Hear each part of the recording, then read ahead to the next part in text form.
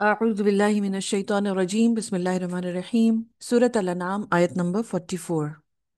فلما نسوا ما ذكروا به فتحنا عليهم أبواب كل شيء حتى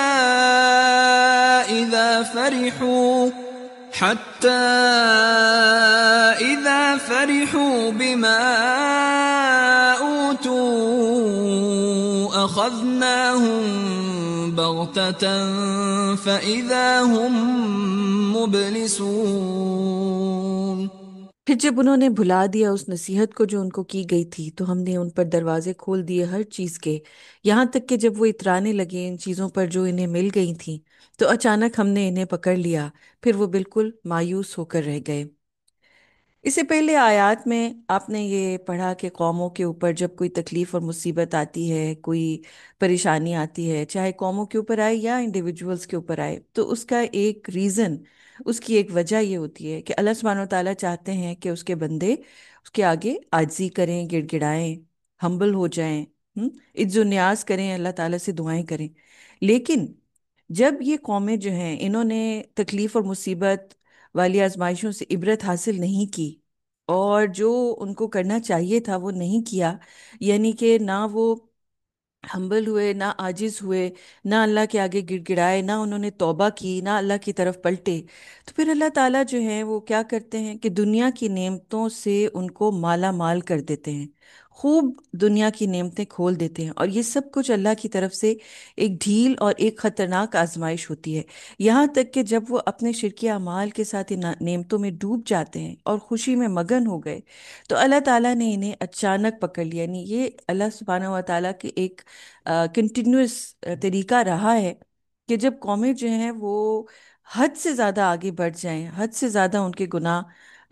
बढ़ जाएं, तो फिर वो हर किस्म की नेमतों का जो है दरवाजे खोल देते हैं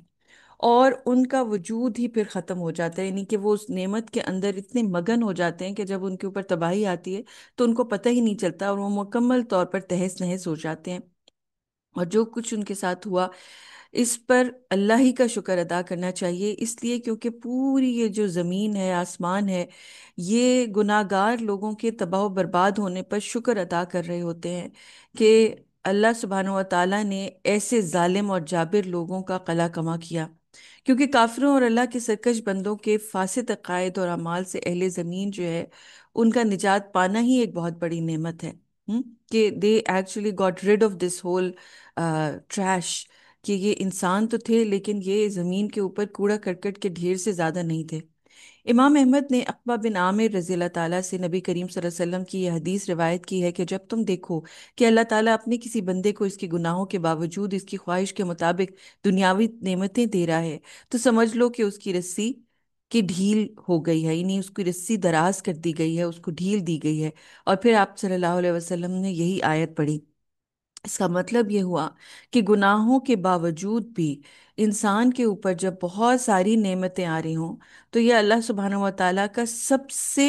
खतरनाक वाला अजाब होता है। इंसान सोचने लगता है कि मैं तो कोई बड़े नेक अमाल कर रहा हूँ, ये तो मेरी